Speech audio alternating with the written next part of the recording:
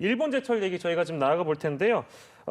피고인인 일본 제철은 즉시 항고를 예정하고 있다고 좀 밝혀서 이 의미를 어떻게 봐야 되는지 손정혜 변호사가 좀 정리해 주시겠어요? 일단 본안 판결에서 각 1억 원씩 이제 손해배상금을 지급받으셔야 되는데 임의로 지급하지 않다 보니까 지금 강제 집행 절차가 진행 중이다 이렇게 보시면 될 것 같습니다. 네. 국내에서 집행할 수 있는 재산으로 주식이 있기 때문에 주식에 대해서 압류 명령을 했고 압류 명령서가 지금 오늘 그러니까 그 0시 4일 네. 0시에 이제 공시송달 효과가 발생한다는 것이고요. 네. 이날 주식 압류 그 결정이 확정된다는 의미입니다. 그렇다고 해서 돈을 즉시 지급받는 절차는 아니고요.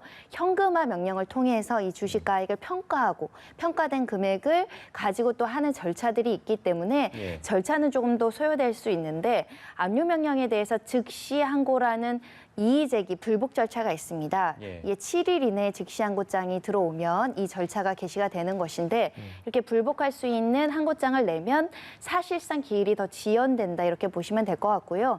현재로서 알려진 바에 의하면 이 즉시 항고의 사유가 부존재하는 것으로 보입니다. 즉시 항고라는 것은 1억 원 줘야 된다 안 줘야 된다 이런 것들은 주장할 수가 없고 이 압류 절차상 어떤 하자가 있었는지 이걸 다투는 절차인데 만약에 별다른 즉시 항고 사유가 없음에도 불구하고 이렇게 항고장을 제출한다라는 것은 한마디로 지금 시간을 지연해서 최대한 끌어보겠다라는 일본 그 신일 죽음, 철죽음의 이제 전략이 아닐까라는 생각이 들어서요. 지금 피해자분들, 원고 측 분들은 굉장히 고령이시죠. 하루하루가 굉장히 급하신 분들일 수 있는데 이 역시 성실하지 못한 태도를 보이고 있다라고 해석이 됩니다. 예, 알겠습니다. 근데 이제 이런 상황이 또 벌어지니까 한일 관계가 다시 경랑에 빠져드는 거 아니냐 이런 목소리도 나오네요.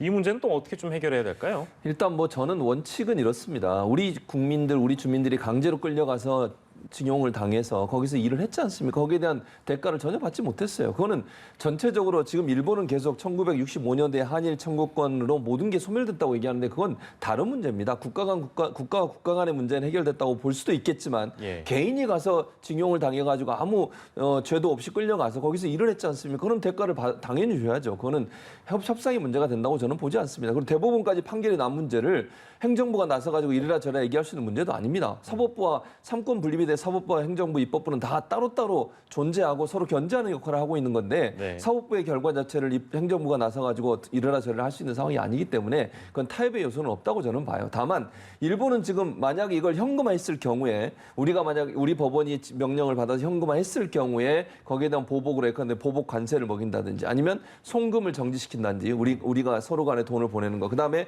비자 발급 정지 이런 문제 또 금융 제재 이런 걸 할 가능성이 있습니다. 여기에서 우리 정부는 어떻게 대책을 세우고 있냐면 상호주의 원칙을 하겠다는 겁니다. 예를 들면 관세가 만약 인상시키고 우리도 관세를 인상시키고 비자를 만약에 발급 안 하면 우리도 비자를 발급하지 않고 물론 그럼에도 불구하고 이건 정치와 전혀 다른 관점에서 접근해야 된다는 건 설득은 계속 할 거라고 저는 봅니다. 지금 손 변호사도 말씀하시지만 고령에 계신 저분들 마지막까지 억울함 풀고 이제 좀 보상 받고 그리고 좀 만약에 이제 생을 마치시는 그날까지 좀 행복하게 사셨으면 좋겠어요.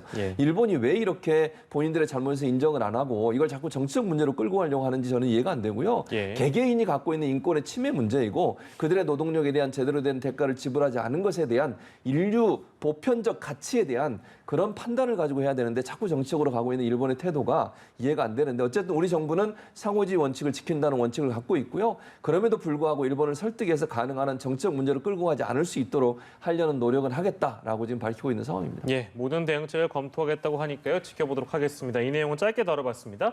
오늘 두 가지 주제 함께했습니다. 손정혜 변호사, 최진봉 성공회대 교수와 함께했습니다. 고맙습니다.